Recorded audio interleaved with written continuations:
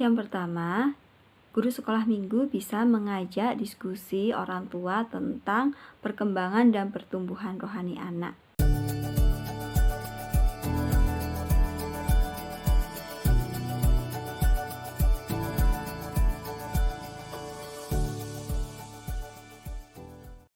Halo, sahabat sekolah minggu, bertemu lagi dengan saya Ririn di Metanarasi Talks.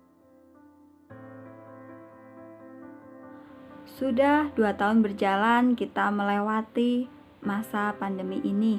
Entah itu pandemi akan selesai ataupun ada gelombang-gelombang berikutnya. Tapi kita selalu berdoa pandemi lekas untuk bisa hilang dari dunia ini. Lalu bagaimana dengan sekolah minggu ataupun anak-anak sekolah minggu kita di masa seperti ini? Sekolah minggu merupakan pelayanan khusus bagi anak-anak dengan tujuan membawa mereka untuk mengenal dan menerima Yesus sebagai Tuhan dan Juru Selamat secara pribadi. Lalu, apakah hanya di sekolah minggu anak-anak bisa belajar firman Tuhan dan bertumbuh secara iman mereka? Tapi bukan hanya tugas gereja, guru sekolah minggu ataupun gembala sidang yang mendidik atau mengajar anak-anak dalam pengenalan akan firman dan dalam pertumbuhan rohani mereka. Tetapi keluargalah yang sebenarnya yang utama. Yang pertama, mengajar dan mendidik anak-anak dalam pengenalan akan firman Tuhan dan membawa anak-anak di dalam pertumbuhan rohani mereka. Karena dalam sebuah keluarga, orang tua berperan untuk memberikan contoh mana yang baik yang boleh dilakukan dan yang tidak boleh dilakukan.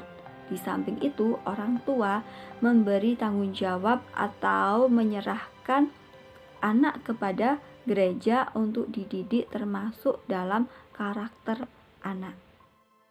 Agar pendidikan rohani tercipta di keluarga, maka peran gereja adalah melengkapi orang tua membina kerohanian anak. Karena yang utama orang tua yang telah diberi tugas dan tanggung jawab dari Allah. Kadang orang tua tidak kuasa membimbing anak-anak dan melepaskan anak-anak kepada gereja. Tiadaan peran orang tua dalam membina kerohanian anak memberi dampak bagi pertumbuhan spiritual anak. Allah memakai gereja untuk melengkapi umatnya, termasuk orang tua, dalam membina kerohanian anak-anak pada masa kini. Jadi, PR bagi saya, bagi Anda sebagai guru sekolah minggu dan juga gereja mempersiapkan dan melengkapi orang tua menghadapi perkembangan anak pada masa kini melalui yang pertama, guru sekolah minggu bisa mengajak diskusi orang tua tentang perkembangan dan pertumbuhan rohani anak. Dari situ, orang tua bisa merasa diingatkan untuk bisa mengajar ataupun membimbing anak-anak di dalam pertumbuhan rohani di dalam keluarga. Dan yang kedua, mengajak orang tua untuk mengadakan doa, baca Alkitab di dalam keluarga bersama dengan anak-anak mereka.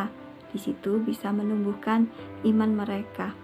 Yang ketiga adalah melibatkan orang tua dalam tugas sekolah minggu seperti ayat hafalan ataupun aplikasi kegiatan pelajaran sekolah minggu yang sudah disampaikan oleh guru sekolah minggu. Dan yang terakhir, membuat persekutuan bersama dengan orang tua melalui online ataupun offline.